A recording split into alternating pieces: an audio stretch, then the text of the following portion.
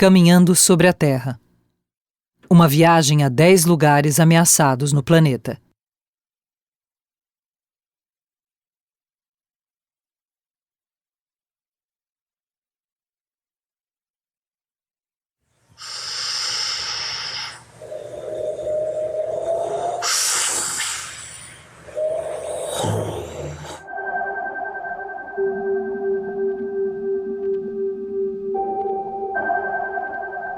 Pode não parecer, mas estamos na Terra. Foi em lagos quentes como este, onde formas de vida primitivas deram o primeiro passo em direção a você, Homo sapiens. Porém, foram precisos cerca de 3,5 bilhões de anos até que a vida chegasse ao que você entende como vida hoje. Estas formas de vida ainda existem. Elas são os minúsculos seres que dão cor às águas destes lagos vulcânicos. São chamadas de bactérias termófilas. Elas foram os primeiros seres a se desenvolverem na Terra, quase tão antigas quanto sua formação. Estas formas de vida unicelulares são os ancestrais, as mães primitivas de todas as formas de vida que surgiram na Terra. Estamos olhando para os avós dos nossos ancestrais mais longínquos. Estes micro-organismos mudaram para sempre nossa história. Primeiro transformando a atmosfera antes lotada de dióxido de carbono, vestígios da formação violenta e tóxica do nosso planeta, em um lugar onde espécies mais complexas puderam evoluir.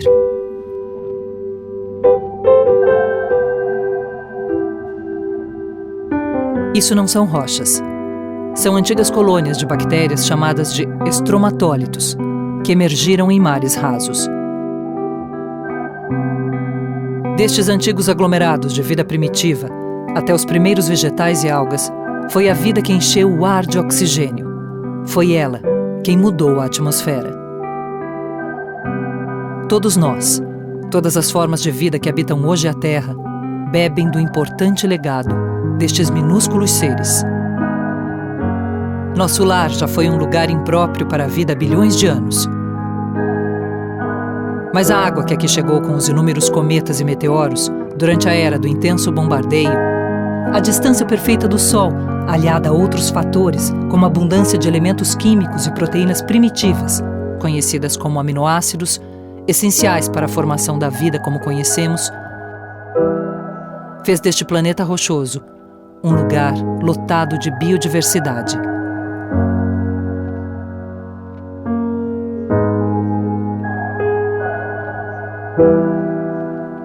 Algumas espécies partiram em eventos apocalípticos que hoje chamamos de extinções em massa. Sabemos que elas foram pelo menos 5. Atualmente estamos passando por outra, a extinção em massa do Holoceno, que começou há 50 milhões de anos e que foi acelerada por nós a um ritmo até 1000 vezes mais rápido que o natural. Chamamos estes vestígios petrificados dos antigos habitantes da Terra de fósseis. E eles, mesmo adormecidos em um profundo sono de medusa, nos contam muitas histórias. Como teria sido a vida neste planeta há milhões de anos? Como a vida se moldou e se desafiou durante os inúmeros processos evolutivos e de extinção em massa? Algumas respostas talvez jamais tenhamos. O homem, porém, se desenvolveu junto com outras espécies do gênero Homo. Mas há cerca de 200 mil anos, a evolução e o engenho do homem o fez virar o Homo sapiens. Mais tarde, extinguindo seus rivais. Estas outras espécies de hominídeos, talvez, tenham sido as primeiras espécies a se extinguirem por nossa influência. A partir daí, você, ser humano, colonizou todas as regiões da Terra. De polo a polo, você se tornou a espécie dominante, modificando, dominando cada canto deste planeta. A descoberta da agricultura há cerca de 11 mil anos fez você ter o primeiro grande acúmulo de comida, fazendo você se estabilizar, formando cidades e civilizações. A vida, sem dúvida, é uma dádiva destes inúmeros processos evolutivos que nosso planeta presencia há bilhões de anos.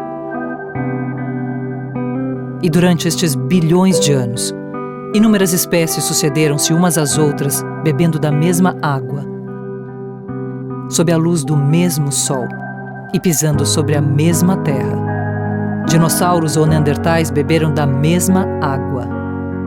Tudo aqui está conectado como uma espécie de rede neural. Nada é autossuficiente. Os elementos naturais são nossos irmãos. Terra e fogo são inseparáveis. Água e ar também. Somos compostos pelos mesmos minerais das mais brutas rochas e pelos mesmos componentes orgânicos das mais estranhas formas de vida. Baratas, elefantes ou tubarões são nossos irmãos. Nenhuma espécie é inferior ou desnecessária. Ninguém é superior ou mais dono do planeta. Nenhum ser está aqui por acaso. Todos desempenham um papel e existimos graças à existência de outros seres. Nenhuma forma de vida evolui sozinha. Nenhuma é dona da outra. Dividimos o mesmo planeta e todos atuam neste mágico equilíbrio. Nenhuma espécie é inútil. Compartilhamos a mesma casa. A vida se sustenta numa linha harmônica que é facilmente rompida. Precisamos aprender a lidar com o título de espécie dominante, evocando as responsabilidades que vêm com este status. Entretanto, seguimos ignorando a atual situação do planeta. Mas, por quanto tempo? Como e por que a vida se desenvolveu aqui permanece um enigma. Porém, como a vida hoje muda e se extingue por nossa influência, é o ponto de partida de nossa conversa.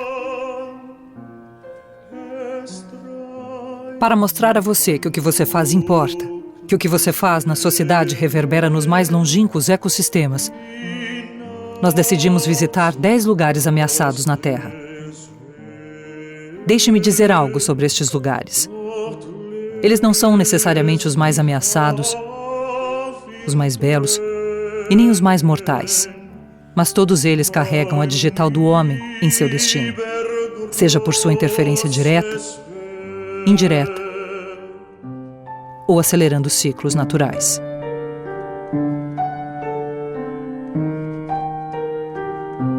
Nossa primeira parada é na Groenlândia, a terra verde dos Inuits.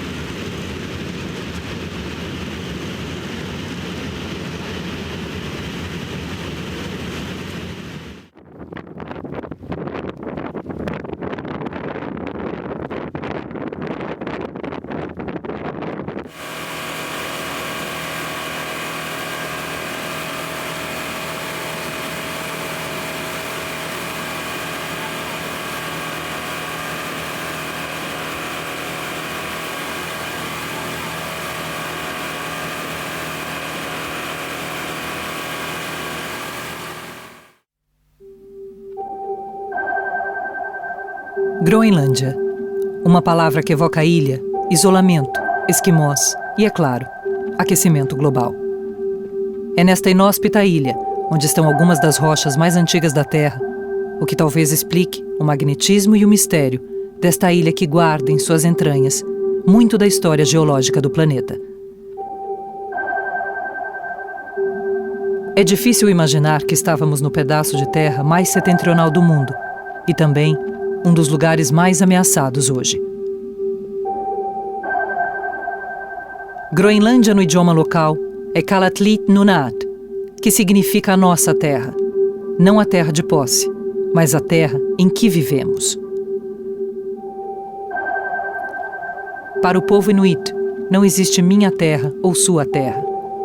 Para eles não há fronteiras, porque se consideram parte do ambiente.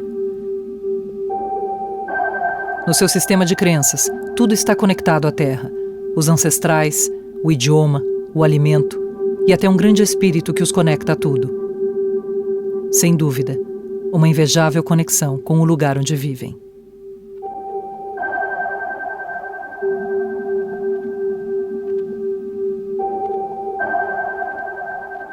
Para chegarmos ao começo da enorme massa de gelo, é preciso andar 18 quilômetros rumo ao interior, superando seus próprios limites e enfrentando grandes desafios.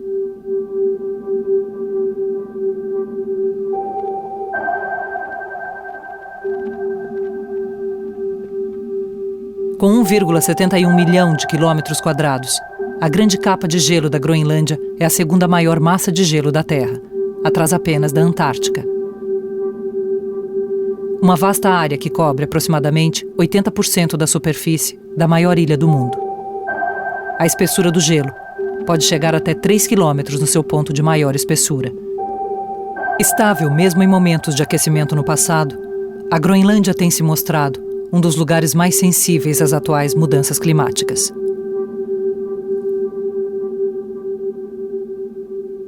Sabemos que eventos e ciclos naturais existem e que a Terra começou a ficar mais quente desde o fim da última era glacial. Porém, desde o começo das explorações no Ártico há cerca de 100 anos, cientistas vêm registrando uma preocupante aceleração no derretimento do gelo, impulsionado, sobretudo, por nossa sociedade movida a combustíveis fósseis. Ao analisarem amostras das enormes geleiras, os cientistas conseguem examinar bolhas de ar presas no gelo há milhares de anos. Nelas, centenas de informações sobre eras passadas podem ser colhidas. Quando comparamos estes dados com os atuais níveis de poluentes de nossa atmosfera, fica evidente o tamanho do problema. O homem nunca viveu numa atmosfera como a atual. Em maio de 2013, a concentração de dióxido de carbono na nossa atmosfera alcançou a marca de 400 partes por milhão, o valor mais elevado desde 3 milhões de anos atrás. O mar deveria estar completamente congelado nesta época do ano, mas as rachaduras denunciam que algo está errado no Polo Norte. A Terra está em sua fase mais quente em 11.300 anos. Desde os anos de 1970, o Ártico recua 12% por década. Desde 1992, a grande capa de gelo da Groenlândia perde 140 bilhões de toneladas de gelo por ano. O que causamos ao planeta é irremediável. Mesmo que parássemos hoje de lançar gases do efeito estufa na atmosfera, o que já foi lançado continuaria a aquecer o planeta por séculos. As partes escuras que aparecem sobre o gelo são resíduos de poluição e terra. No lugar cada vez mais quente, o vento leva a terra escura e seca para cima do grande manto. As partículas escuras absorvem mais calor e fazem com que o gelo derreta ainda mais rápido do que as partes brancas, que conseguem devolver parte da radiação que recebem. Rochas que nunca haviam sido vistas começam a despertar em meio ao degelo. Em 8 de julho de 2012, durante o verão do hemisfério norte, um satélite da NASA divulgou uma imagem que chocou o mundo. Os dados mostravam que 97% da ilha teve ao menos uma fina camada de gelo derretida. E o pior, isto aconteceu em apenas 4 dias. O degelo das geleiras não é a única tragédia no Ártico. Resíduos químicos provenientes do mundo inteiro estão sendo jogados na atmosfera, envenenando o ar, a terra e os mananciais. Ao observar o gelo formado há 50 anos, os cientistas têm encontrado traços cada vez maiores de metais pesados, como mercúrio, chumbo e pesticidas como o DDT, causando doenças e mortes prematuras de humanos e de outros animais. Estes poluentes percorrem longos percursos sob forma de gás, se condensam, caem sobre a neve, que derrete e entra no oceano, contaminando a cadeia alimentar. Cada vez que um ser se alimenta do outro, a concentração e toxicidade vão aumentando na cadeia. A substância já foi encontrada até no leite materno de mulheres inuits. Os níveis destas substâncias têm crescido exponencialmente no decorrer dos anos. O sangue dos inuits possui algumas das mais altas taxas de metais pesados do mundo. Com a crescente exploração de petróleo na região do Ártico, isso só tende a piorar. Como em um jogo de pôquer, onde alguém dá as cartas, nós damos as cartas para a Terra e parece que não estamos dando as melhores.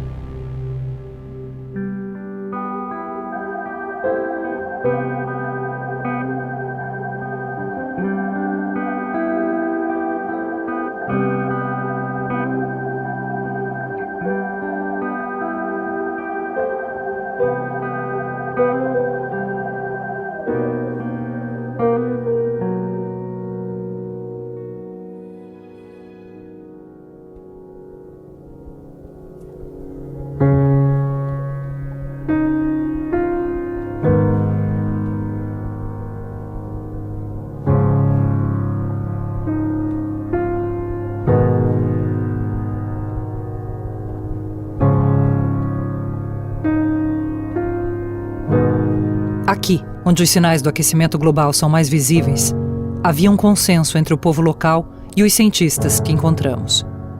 Os verões estão cada vez mais quentes na Groenlândia. Em pleno começo de outono, a quantidade de icebergs que chegavam à baía de Narsarsuaq era preocupante. Soavam como enormes lágrimas de gelo, derramadas pela grande Mãe Terra.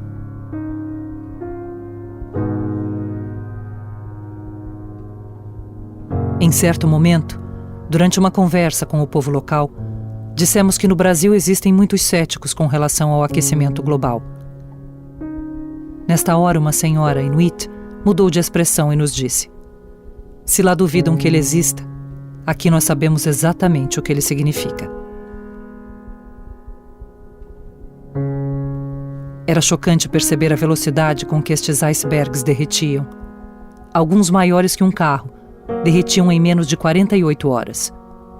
E estamos falando de um lugar muito frio, em pleno Ártico. Gota a gota, eles vão se tornando parte de um oceano, cada vez mais quente. Enfim, nunca foi tão quente na terra dos Inuits. Pelo menos, não que o homem tenha visto.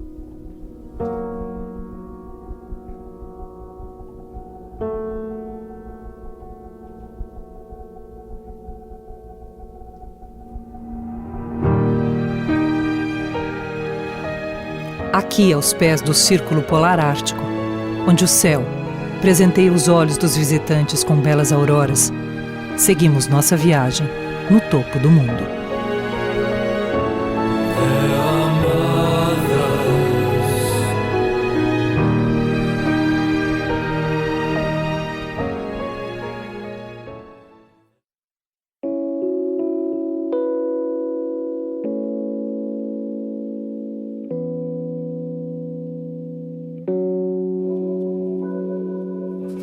A Islândia realmente parece outro mundo.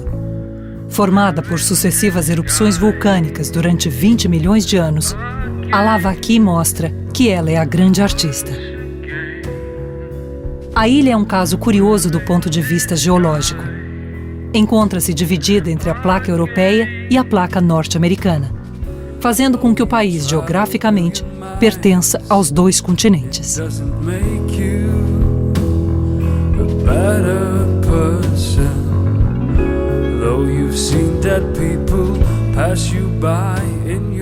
O clima é severo, venta forte, o que ajuda a erosão no seu trabalho. No nosso caminho, encontramos inúmeros vulcões em atividade, geysers, lagos coloridos, rochas mágicas que desafiam a gravidade, areias negras como a noite com grãos enormes, e paisagens inóspitas com rochas magníficas que brotam da terra, onde gigantes parecem jogar futebol. Seguimos pela estrada Hringvegur, uma espécie de anel rodoviário que circula toda a ilha.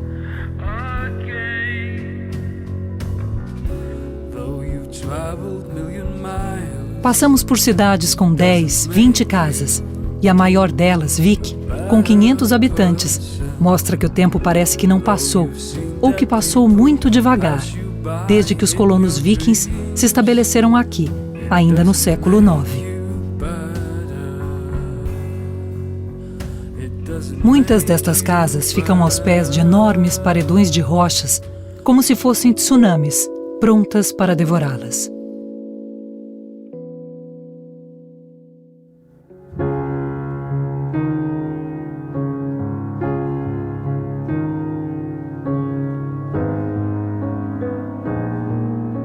Tudo isso vai anunciando lá no fim da estrada, ainda a dezenas de quilômetros, o grande glaciar de Vatnajökull, nosso destino final. Vatnajökull é uma das maiores massas de gelo da Terra. Está situado na área sudeste da ilha, dentro do Parque Nacional de Skaftafell, cobrindo mais de 8% do país. Com os seus 8.100 km², é a segunda maior calota de gelo da Europa em termos de área e a maior em volume. A espessura do gelo pode atingir até 1.000 metros. Apesar do impressionante tamanho, o gigante vem diminuindo há alguns anos, devido às alterações climáticas e à atividade vulcânica recente. O degelo forma canais azulados que se estendem por quilômetros. Seguindo estes canais, encontraremos o maior testemunho deste preocupante degelo.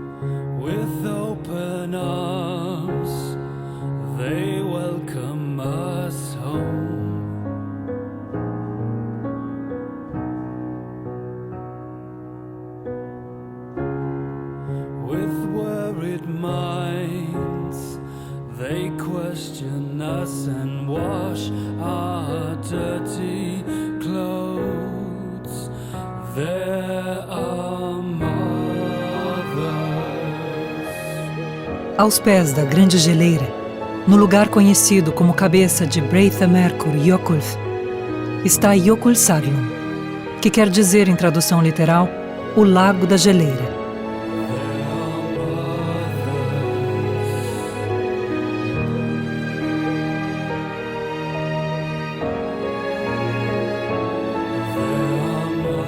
Como é formado pelo degelo da enorme massa glacial, medições constantes mostram que o lago aumentou de tamanho 4 vezes desde os anos de 1970, graças ao aquecimento global, que impulsionou o deslocamento e o derretimento do gelo.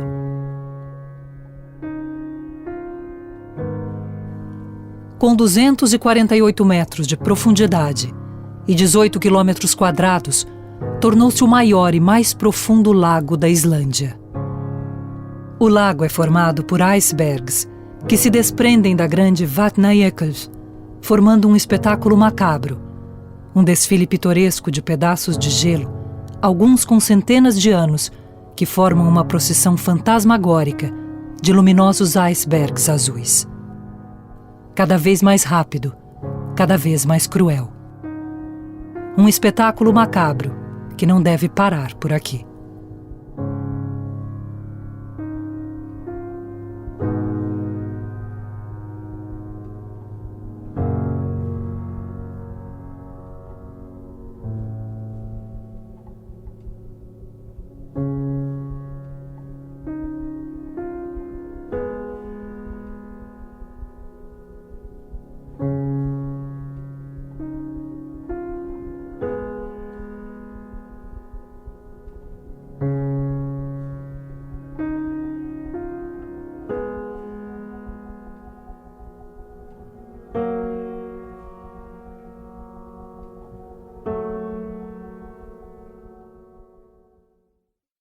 Ainda aos pés do Círculo Polar Ártico, fomos ao encontro de um gigante, conhecer de perto um fenômeno pouco conhecido que tem dado sua contribuição para o aquecimento global.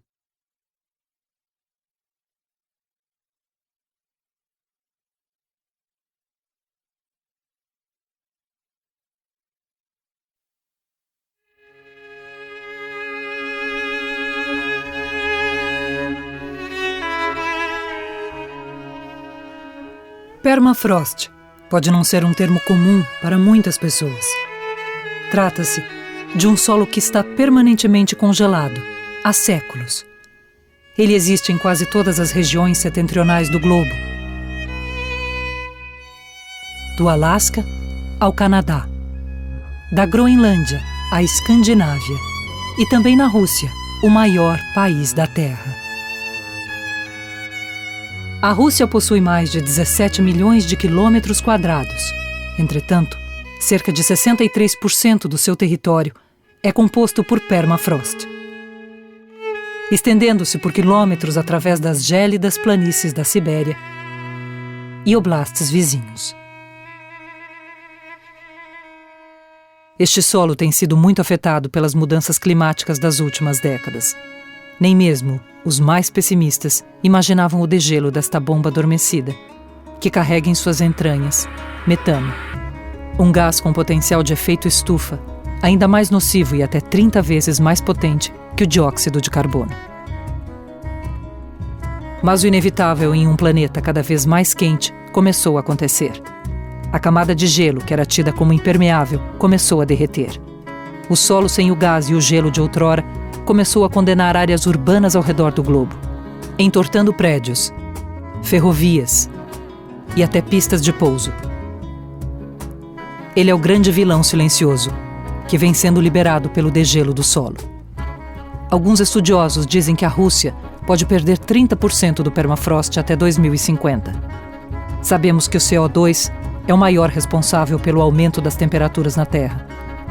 Mas, caso todo o permafrost derreta e libere toda a sua carga mortal de gás metano, isso causaria mudanças inimagináveis no planeta.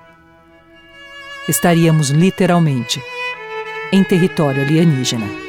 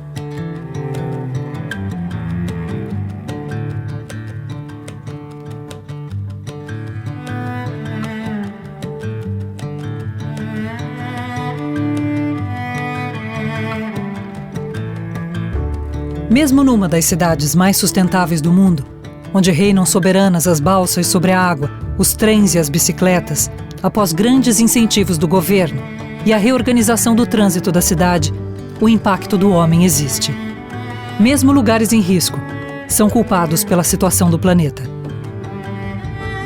A Holanda é um dos países que mais usam pesticidas por hectare. Os mesmos pesticidas que mantêm lindas essas tulipas são os que estão envenenando o Ártico e outras regiões da Terra. Entretanto, o mundo talvez tenha muito a aprender com a mobilidade urbana de Amsterdã, observando os acertos que lhes fizeram atenuar alguns erros do passado. Geograficamente, a Holanda faz parte dos chamados Países Baixos, que se encontram abaixo do nível do oceano. O país gasta milhões todos os anos para conter o avanço das águas do Mar do Norte. São cerca de 16 mil quilômetros de diques que controlam o nível das águas. Amsterdã, por enquanto, pode pagar a conta para conter as águas dos oceanos. Mas e os países mais pobres? Conseguirão fazer o mesmo? Maldivas, Tuvalu e Bangladesh são lugares completamente condenados. O que vamos salvar e o que abandonaremos? Ainda não sabemos. Outros seres talvez não possam fazer as mesmas escolhas que nós, e seus destinos talvez sejam mais dramáticos e incertos.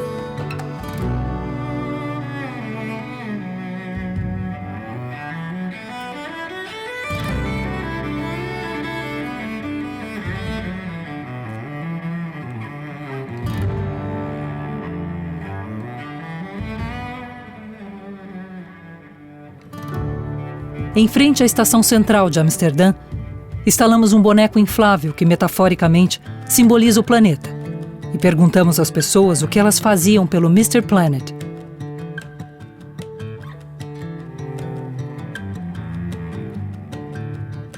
Algumas observavam, esmurravam, faziam fotos, o agrediam, o cercavam e o abraçavam.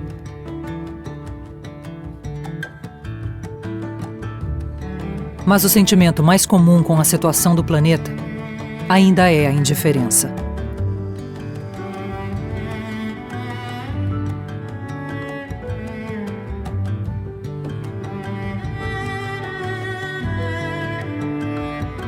Entretanto, alguns lhe dão amor.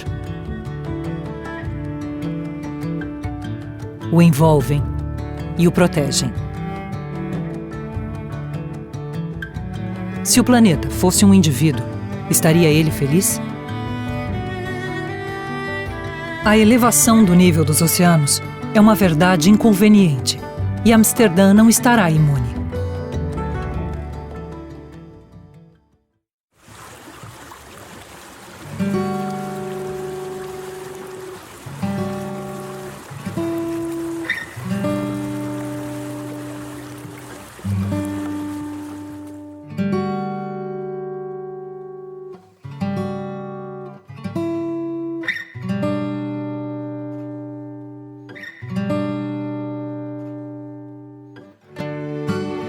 Por enquanto, Veneza, assim como outros lugares ricos no mundo, podem fazer esforços bilionários para barrar as águas dos mares. Como São Petersburgo, que construiu uma barreira no Mar Báltico ao custo de 6 bilhões de dólares. Mas num futuro próximo, estas soluções de engenharia não ajudarão muito e estas cidades continuarão vulneráveis. O planeta esquentou cerca de 0,8 graus centígrados nos últimos 100 anos, 0,6 centígrados só nas últimas 3 décadas. Se continuarmos no atual ritmo, a Terra poderá esquentar mais 0,4 graus centígrados até 2100, o que aceleraria o degelo, fazendo o mar subir até 2 metros no fim deste século. Porém, no futuro, se todo o gelo da Groenlândia derreter, poderá haver uma elevação ainda maior, de cerca de 7 metros no nível dos oceanos em todo o mundo. O manto de gelo da Antártica, mesmo estando mais estável, já apresenta sinais de degelo. Pode não parecer muito, mas já seria o suficiente para que mudássemos completamente nossos mapas. Em todo o mundo, 136 grandes cidades estão em perigo. 40 milhões de pessoas estão em risco nestes lugares. Milhões de espécies poderão perder seus habitats. Trilhões de dólares valem os lugares ameaçados, quase 10% do PIB mundial. Nova York, Recife, Bangkok, Sydney, Rio de Janeiro, Londres. A maioria das grandes cidades do mundo está em risco. Miami poderá virar uma ilha se o mar subir apenas 1,20 m.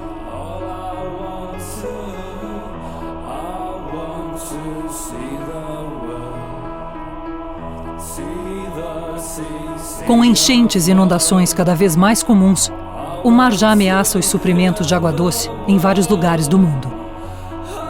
O aquecimento global não vai implicar apenas em um mundo mais quente com oceanos mais altos, mas também em eventos climáticos cada vez mais extremos e desordenados.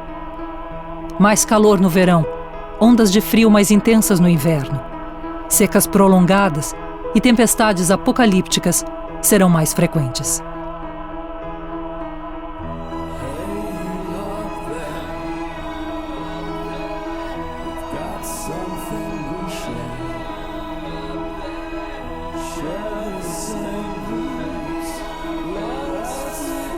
Riqueza não garante nada.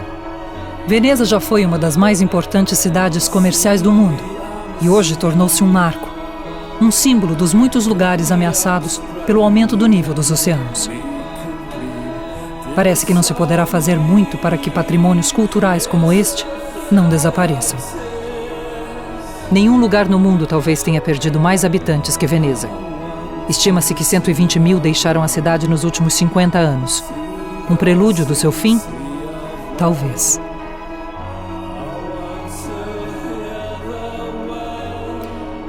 Alguns processos naturais, como o movimento das placas tectônicas, aliado à atividade humana local, vem fazendo com que a cidade afunde lentamente no decorrer dos séculos. Porém, o aquecimento global está acelerando sua triste sentença.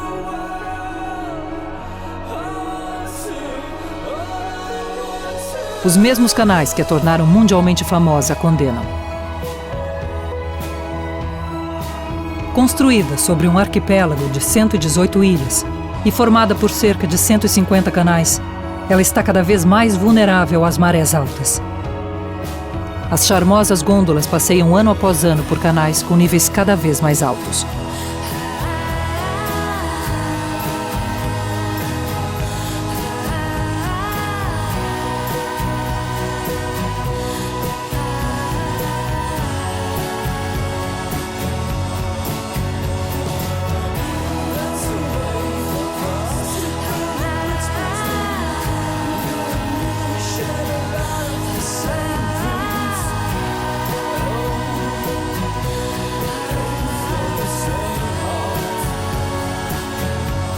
A cada 100 anos, a romântica Veneza afunda cerca de 15 centímetros nas águas do Mar Adriático.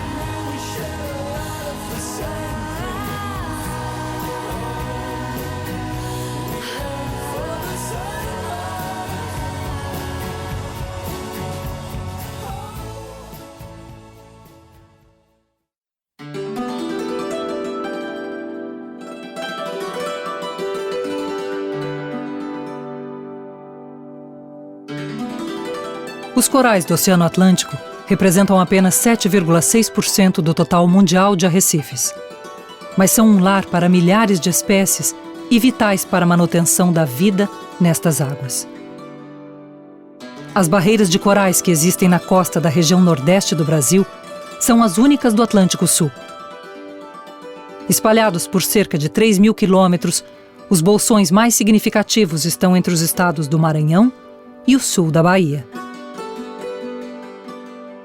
O fato de muitos destes corais estarem próximos de grandes cidades pode ser sua maior tragédia. A poluição doméstica e industrial, que lança esgotos e resíduos químicos no oceano, são uma das causas de doenças infecciosas entre os corais. Até os anos de 1980, os corais eram usados para a fabricação de cal no país. Eles eram extraídos, acredite, usando explosivos e picaretas.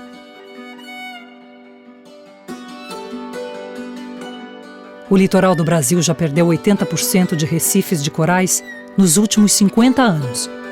O resto continua agora ameaçado, principalmente pelas mudanças climáticas, que acontecem a nível global e que têm enorme impacto no oceano.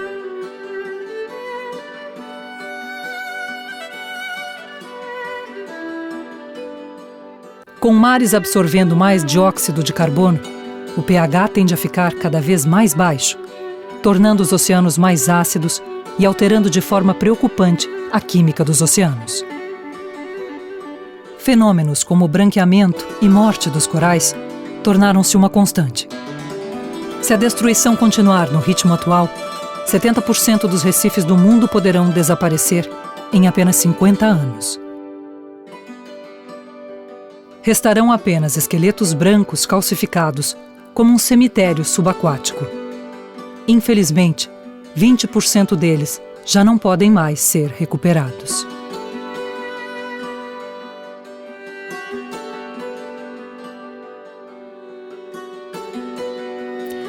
Olhando de fora, não passam de estranhas formas sobre a água, mas mergulhando, as manchas se transformam em uma explosão de vida e entendemos a importância de manter a saúde destes ecossistemas.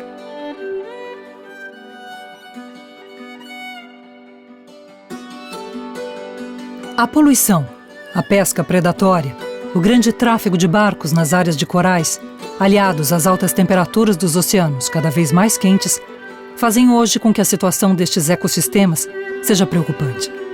Alguns especialistas apontam a degradação dos corais e aumento da temperatura dos oceanos como uma das maiores catástrofes do aquecimento global. A saúde dos oceanos é vital para nós. Quase todo o oxigênio que respiramos vem das cianobactérias ou algas verde-azuladas. Todos devemos muito a estes seres aquáticos, que estão há bilhões de anos lançando oxigênio na atmosfera, possibilitando o surgimento de nossa espécie. Durante nossa expedição aos corais do Atlântico Sul, o inesperado, mas não incomum. Uma rede de pesca cruza nosso caminho em alto mar. Encontramos uma tartaruga de pente, uma espécie ameaçada de extinção, sufocando, presa numa rede ilegal no meio do oceano. Ela deveria estar segura no seu habitat, mas não está. Nos perguntamos que tipo de ser coloca uma rede de pesca sobre um coral ameaçado. Nós temos esse direito? Somos os donos de todos os seres do mundo? Todas as espécies podem sucumbir pelo bem-estar de apenas uma, a humana?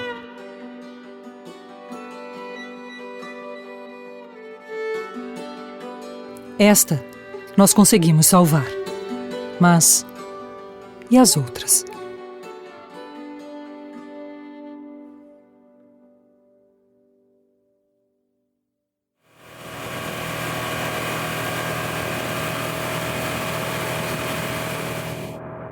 De volta à costa, nossos olhos nos dizem que ainda podemos confiar em alguns de nossa espécie. Somos realmente uma espécie curiosa, capazes de sonhos incríveis, mas também de pesadelos terríveis. No mesmo dia vimos o pior e o melhor dos seres humanos.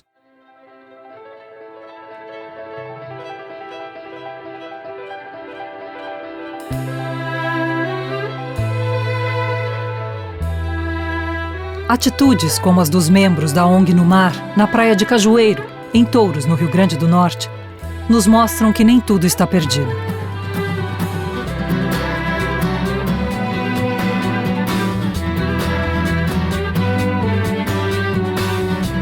Mesmo enfrentando grandes dificuldades financeiras, tendo que andar quilômetros por dia recolhendo animais feridos e demarcando áreas de desova, eles são munidos de muita determinação. Contam apenas com uma pequena ajuda da prefeitura local, que faz o que pode. Mas mesmo com tantas dificuldades, eles salvam milhares de animais da extinção todos os anos. Poucos animais nascem com tão poucas chances de sobreviver. De cada 1000 que nascem, apenas 2 chegarão à idade adulta. Estes animais nascem com uma determinação instintiva em direção ao mar. Uma pegada humana é só mais um obstáculo em sua jornada rumo ao oceano.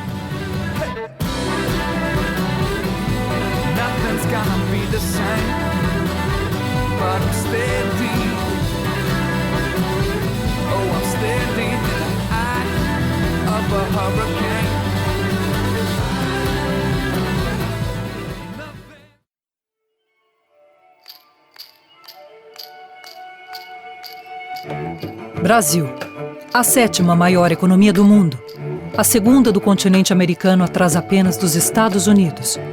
Um dos gigantes emergentes da atualidade, um enorme país que ocupa o 5º lugar em população e em território. São quase 200 milhões de pessoas vivendo neste lugar, que guarda uma das maiores biodiversidades do planeta. Maior produtor mineral do continente, o maior produtor de soja e um dos maiores mercados consumidores do mundo. Quase tudo neste gigante soa superlativo, com riquezas acima do solo e abaixo dele. O Brasil já foi eleito o 4º maior poluidor da Terra, atrás apenas de China, Estados Unidos e União Europeia. Hoje ocupa o 6º lugar, não que tenha parado de poluir, mas porque Índia e Rússia começaram a poluir mais. O país desponta no cenário global, mas se pergunta: como proteger e explorar ao mesmo tempo? Como crescer sem se autodestruir? Sem repetir os erros dos países ricos e industrializados? É aqui que visitaremos os próximos lugares ameaçados de nossa lista.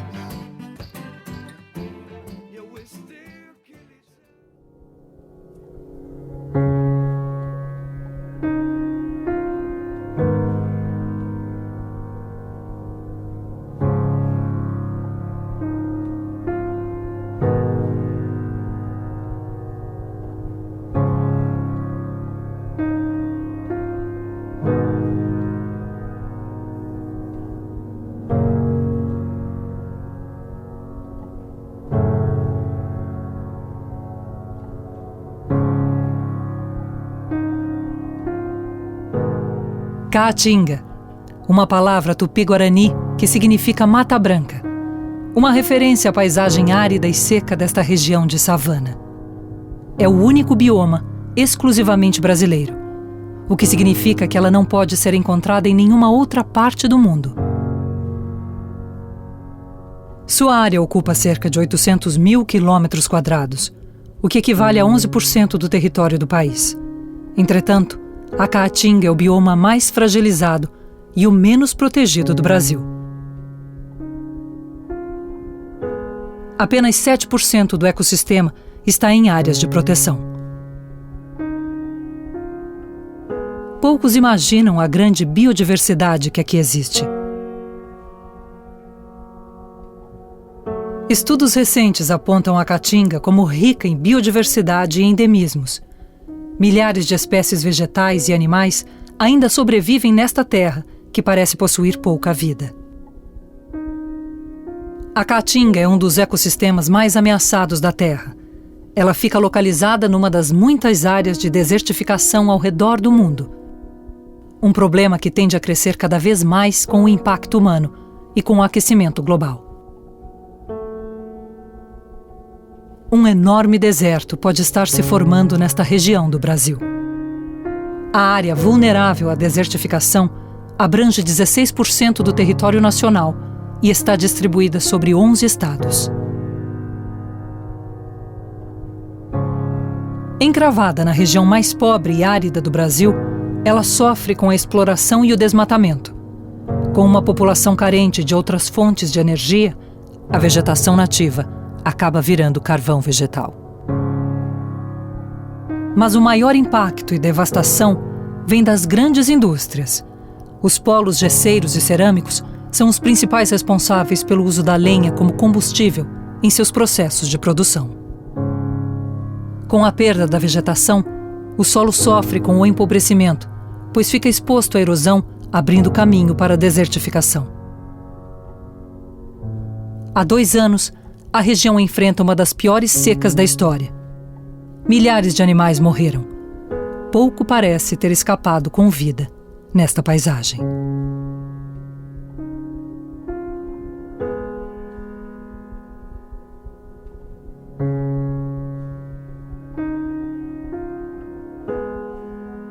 Cada gota de água tem bilhões de anos e percorreu milhões de quilômetros até nos alcançar. Ela é abundante no planeta, porém água em casa ainda é um privilégio raro para algumas pessoas, mesmo em países ricos como o Brasil. A promessa de água nestes lugares é tão invisível e incerta quanto esta torneira que some em meio à paisagem. Uma miragem? Um sonho impossível? A região hoje possui um dos mais altos índices de desertificação do mundo. Processos assim tendem a ser quase irreversíveis. Em um planeta cada vez mais quente, o seu crescimento e aridez parecem infindáveis. Não existem eles ou nós quando se fala do que acontece na Terra. Estamos no mesmo barco. O problema e a responsabilidade são nossos. O que você faz na sua cidade interfere aqui e em várias outras áreas da Terra.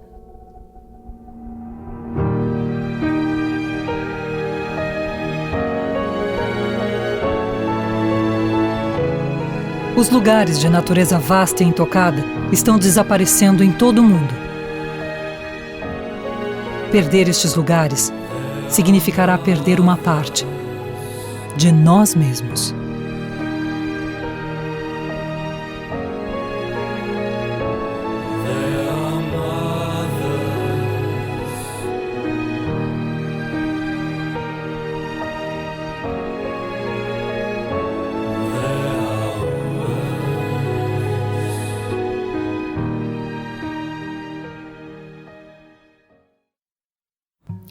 Floresta Amazônica, o gigante verde. Com mais de 5 milhões de quilômetros quadrados, só na parte brasileira do bioma, ocupando quase metade do território do Brasil, ela é uma das maiores florestas do globo e uma das maiores concentrações de vida de toda a Terra. Uma em cada 10 espécies conhecidas no mundo vive na floresta amazônica. A floresta tropical existe há pelo menos 55 milhões de anos. Ela se formou provavelmente no período Eoceno.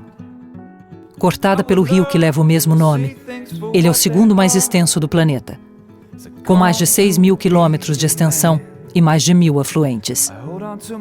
A Amazônia possui a maior bacia hidrográfica do mundo, com pouco mais de 7 milhões de quilômetros quadrados, responsável por cerca de 1/5 de todo o fluxo pluvial do mundo. O Brasil é o número 1 em biodiversidade. 13% dos anfíbios, 10% dos mamíferos, 17% das borboletas, 19% das plantas e 21% dos peixes do mundo encontram-se aqui. A região é o lar de cerca de 2,5 milhões de espécies de insetos. 1 em cada 5 de todos os pássaros do mundo vivem nestas florestas tropicais.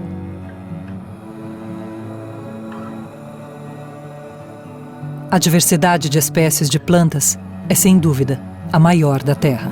Alguns especialistas estimam que em 1 quilômetro quadrado pode conter mais de 1.000 tipos de árvores diferentes e mais de 90 mil toneladas métricas de plantas vivas. Deveria ser natural nosso instinto em proteger lugares como a Amazônia, mas infelizmente não é o que acontece. O desmatamento, o tráfico ilegal de animais, a extração predatória de madeira e de outros produtos oriundos da floresta estão matando este enorme bioma.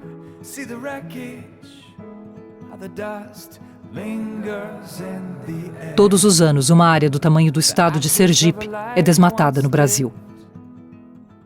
É o desmatamento e as queimadas que tornam o Brasil um dos maiores emissores de CO2. Com a aprovação em 2012 do novo Código Florestal Brasileiro, os grandes latifundiários comemoram.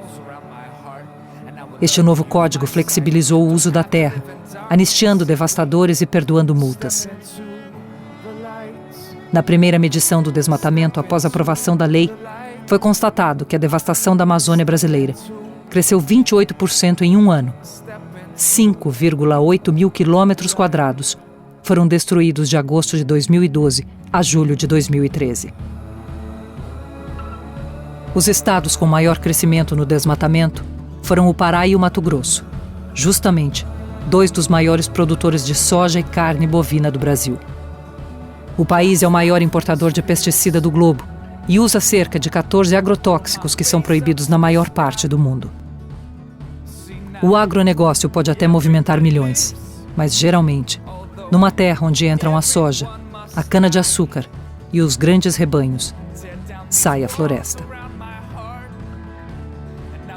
Esta enorme plantação de soja não vai alimentar pessoas, e sim rebanhos cada vez maiores. Com mais de 211 milhões de cabeças de gado, existem mais bovinos que humanos vivendo no Brasil. O segundo maior rebanho do mundo. O país é um dos maiores produtores e exportadores de carne bovina. Um negócio de 7 bilhões de dólares. Como saciar o apetite dos países ricos por carne e proteger as florestas ao mesmo tempo? O mundo quer salvar a Amazônia, mas também quer comer mais carne. Os povos indígenas, que desde tempos imemoriais habitam estas terras, não eram tão desprezados e excluídos de diálogo desde a ditadura militar no Brasil. Suas terras e reservas legais estão sendo questionadas. A importância dos povos da floresta está diretamente ligada à preservação destes bolsões de vida.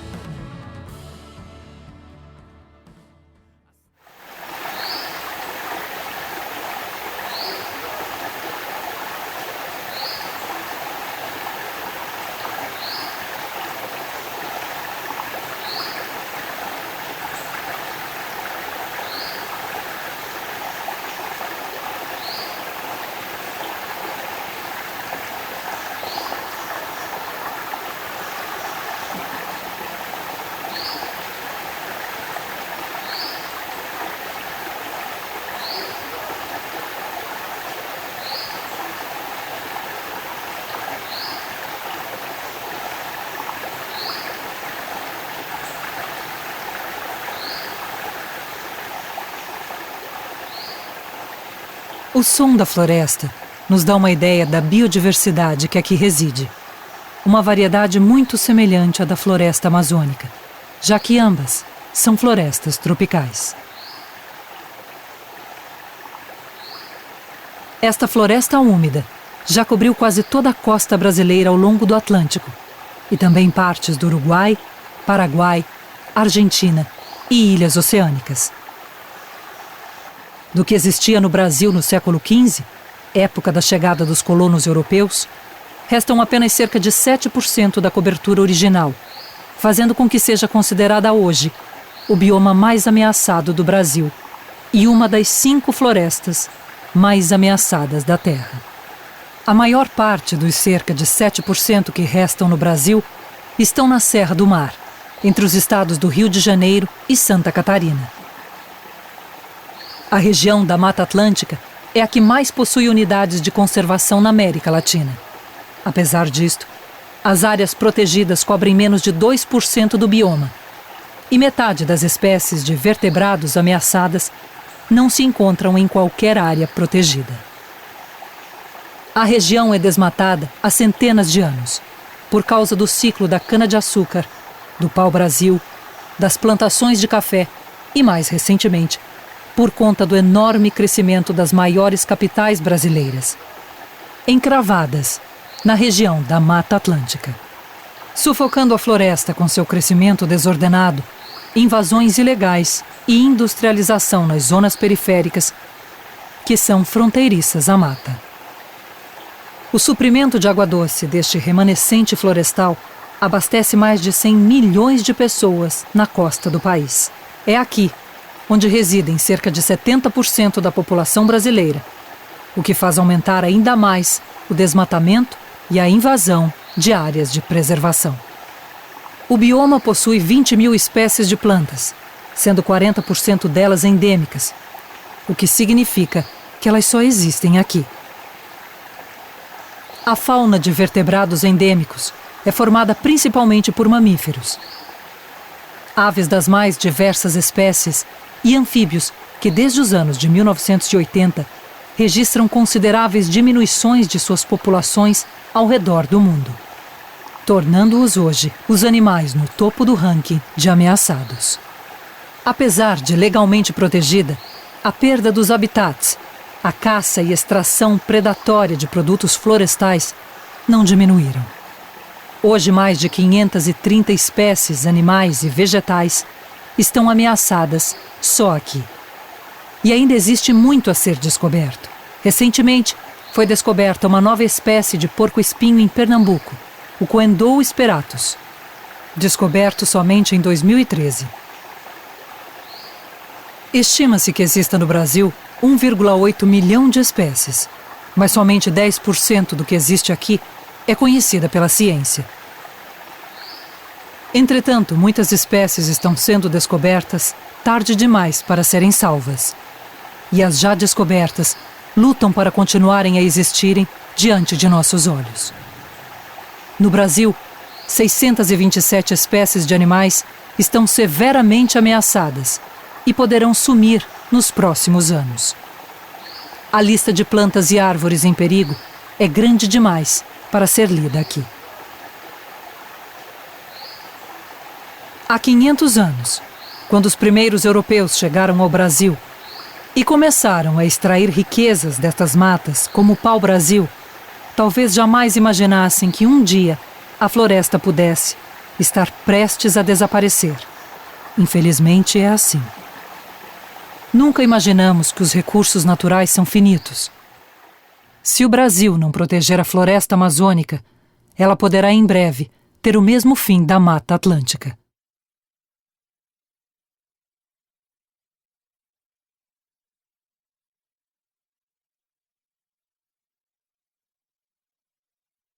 Qual o futuro das florestas do Brasil? Nós não sabemos. Mas hoje, elas estão extremamente ameaçadas. As mudanças climáticas podem acelerar ainda mais estes processos de extinção das florestas. Florestas ocupam cerca de 30% da superfície terrestre. Elas são vitais para a vida do ser humano, devido a muitos fatores, principalmente de ordem climática. Árvores são memórias vivas da passagem do tempo na Terra, sobrevivendo fortes presas ao solo. Testemunhos de tempestades, invernos e até revoluções. Nós não evoluímos em prédios de concreto e cimento. Vivemos milhares de anos em meio à natureza. Este é o nosso lar. Nossas células reconhecem as células destas plantas. Elas são nossas irmãs. Evoluímos cercados por natureza. E aqui é o ambiente que é natural para nós.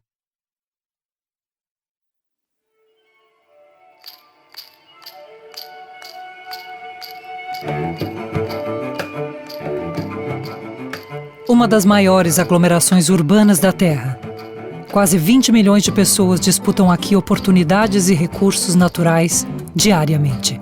É a locomotiva econômica do Brasil. Aqui a busca pela sobrevivência é tão acirrada como em qualquer selva ou outra grande cidade.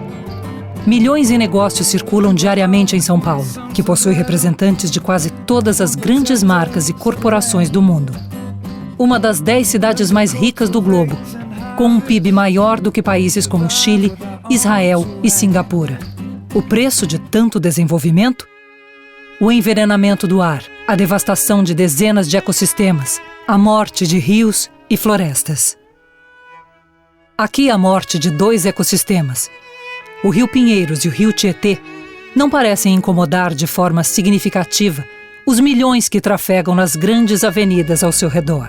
São 2 cadáveres a céu aberto. Seus níveis de oxigênio estão sempre próximos a zero.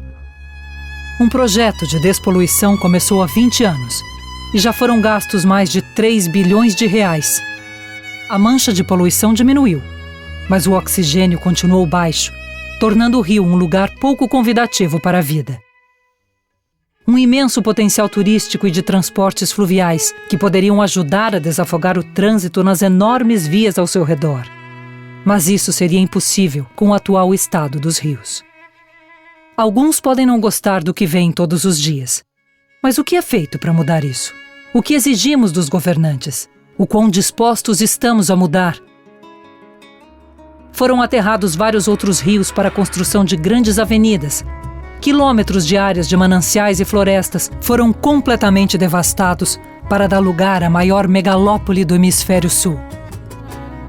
Infelizmente, este mesmo modelo foi seguido pela maioria das grandes cidades do mundo, que crescem cada vez mais, consumindo mais recursos, energia e tendo um impacto assustador no meio ambiente ao qual coabitam. Nem sempre sustentáveis, nem sempre conservacionistas. O apetite pelo crescimento é endêmico a metrópoles como São Paulo. Somam-se ainda a poluição intensa, a inversão térmica e a enorme quantidade de carros. Pela última contagem, em fevereiro de 2014, eles passavam de 5 milhões de automóveis. Cada vez mais rápida, a compra de carros é incentivada pelo governo federal brasileiro, com o pretexto de salvar a economia. Ao fazê-lo, o governo parece esquecer-se das consequências de incentivar o modelo de transporte individual. Consequências que recaem não só sobre a cidade, mas também sobre o planeta.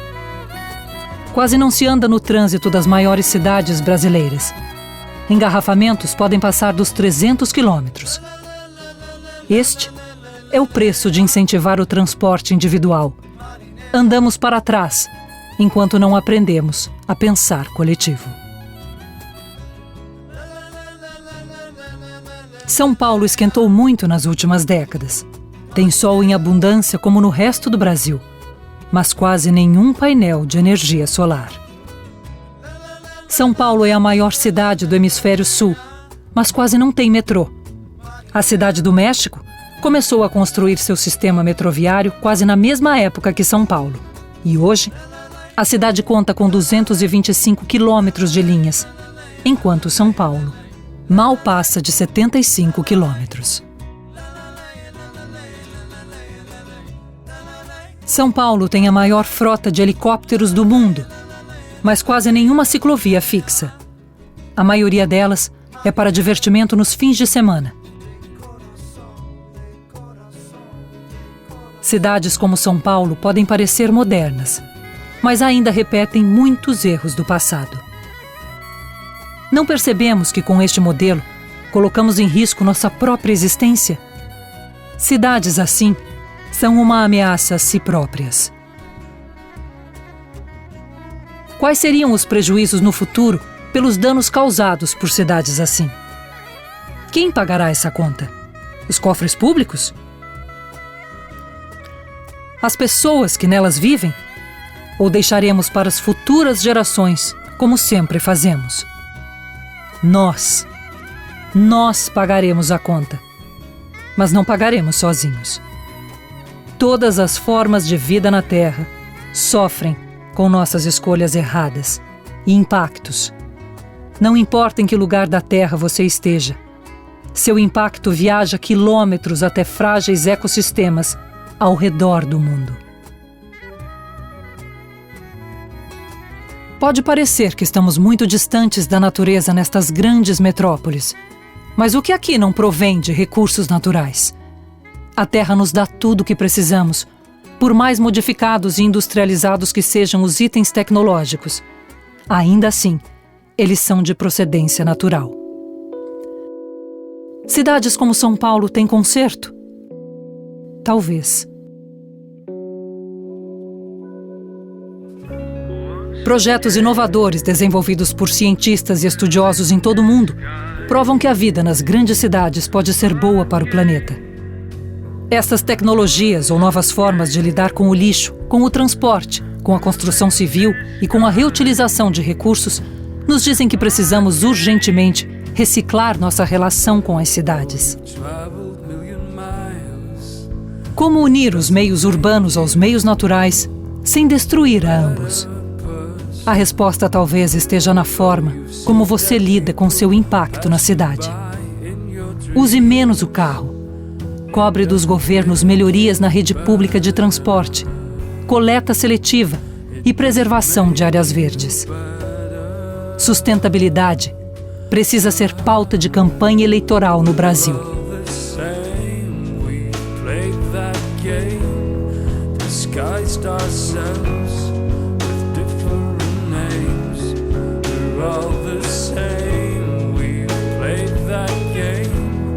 Disguised ourselves with different names,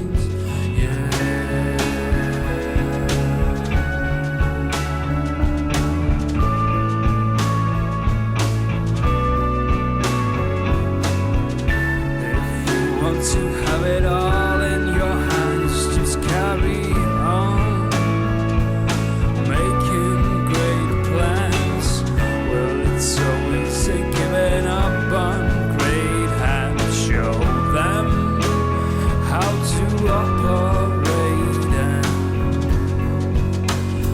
how to love and shake hands. We're all the same. We've played that game, disguised ourselves with different names. Até 1900, 2 bilhões de pessoas habitavam nosso mundo. Em pouco mais de 100 anos, somos 7 bilhões.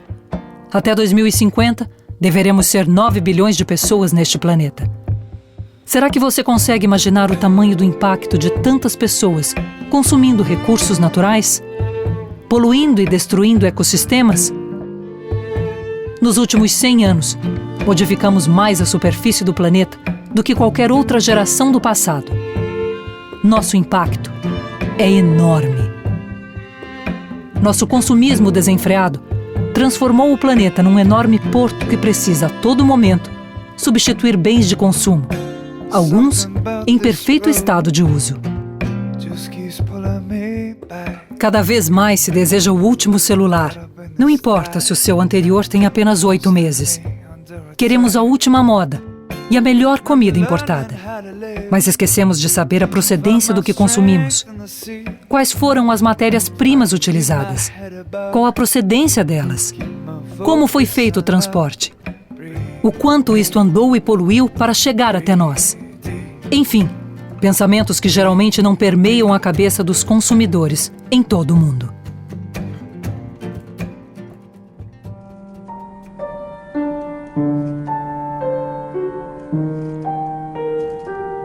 A natureza e os mais pobres pagam um preço alto por nosso estilo de vida irresponsável. Somos a espécie mais evoluída do planeta? Devemos ser também a mais irresponsável. A humanidade consome 50% mais recursos do que o planeta é capaz de repor. Com as mudanças climáticas, a atmosfera do futuro deverá dificultar ainda mais a produção de alimentos. O desperdício de recursos é enorme. Quase metade dos alimentos produzidos no mundo cerca de 2 bilhões de toneladas, são jogadas no lixo todos os anos. Esta responsabilidade não é só dos governos, mas também sua. Alguns seres humanos se recusam a mudar seus hábitos. Muitos dizem que os carros poluem mais e que usar menos plástico seria uma medida pouco eficiente. Infelizmente, somos assim. Não enfrentamos nossos problemas e colocamos sempre a culpa do nosso impacto nos outros.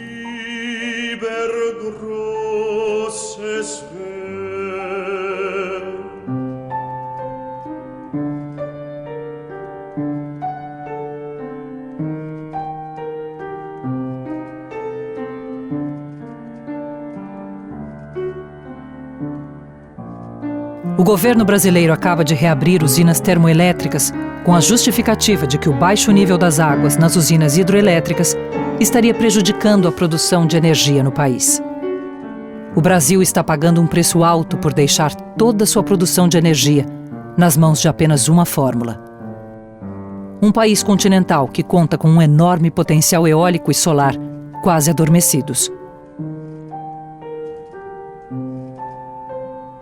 O governo pensa ainda em abrir mais 4 usinas nucleares no país.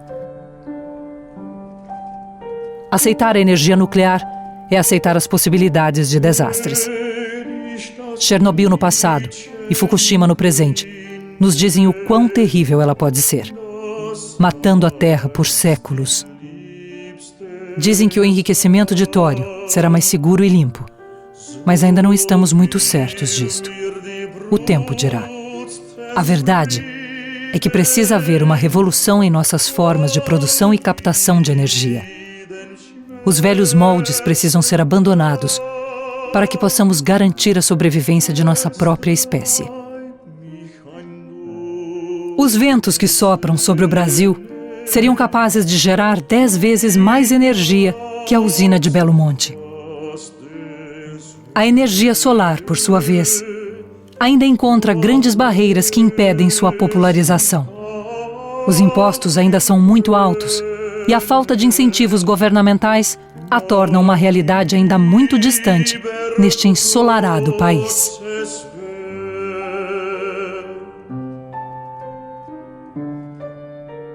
Locais inóspitos, como este lago vulcânico, podem guardar segredos e servir de exemplo para nossa incansável busca por energia. Na Islândia, a observação sobre o que a Terra pode nos fornecer sem agredi-la gerou a usina geotérmica de Bláa Lónið, uma das muitas que existem no país. Este lago azul, na cidade de Grindavik, abriga a usina de Svartsengi, capaz de fornecer energia suficiente para alimentar 60 mil casas. Ela retira da Terra o calor, que é convertido em energia.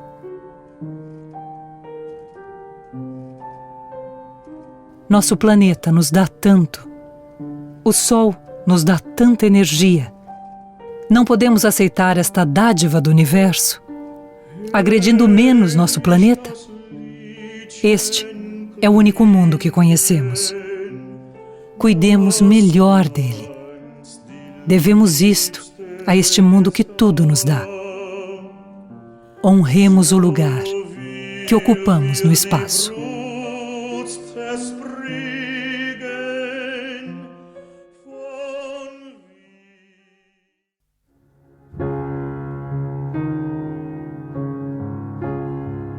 Caminhando sobre a terra, eu vi desertos crescerem. Eu vi geleiras derreterem. E mulheres que não podem amamentar seus filhos, por seu leite estar infectado por metais pesados. Caminhando sobre a terra, eu vi solos antes permanentemente congelados encherem a atmosfera de metano. Eu vi a terra se abrir em fendas de desertificação. Caminhando sobre a terra, eu vi florestas sumirem no ar, no fino ar. Eu vi este mesmo ar que meus pulmões respiram invisível mudar de cor em um triste e tempestuoso céu. Caminhando sobre a terra, eu vi a enérgica aurora desafiando a razão como magia. Eu vi a terra de cima, de baixo e na altura dos meus olhos. Eu vi pessoas que se importam e outras que nada querem fazer. Eu vi espécies tentando permanecer vivas.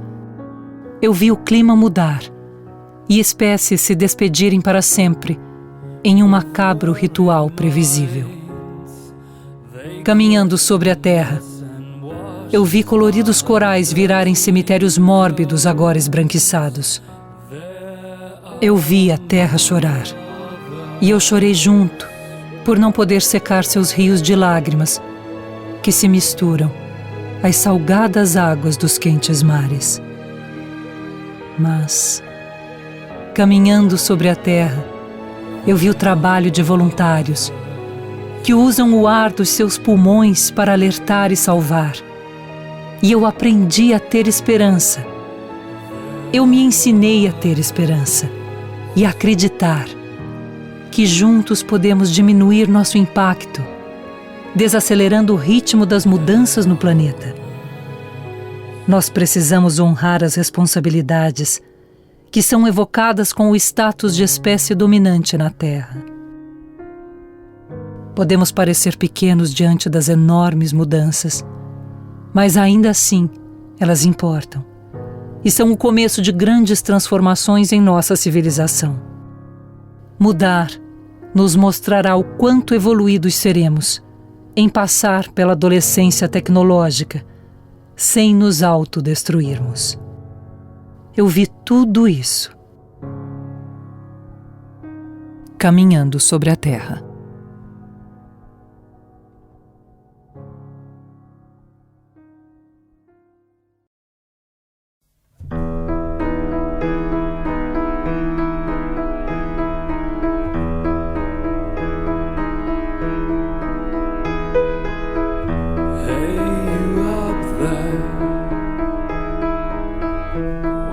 Doing up there? Come down from your home and show yourself.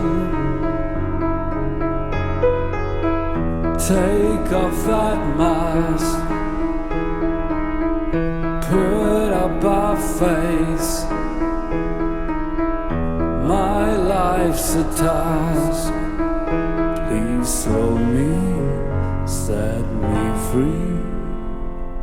I want to see the world, see the sea of love. I want to hear the word. I want to, all I want to see the world, see the sea of love. I want to hear the word. I want to, all I want to.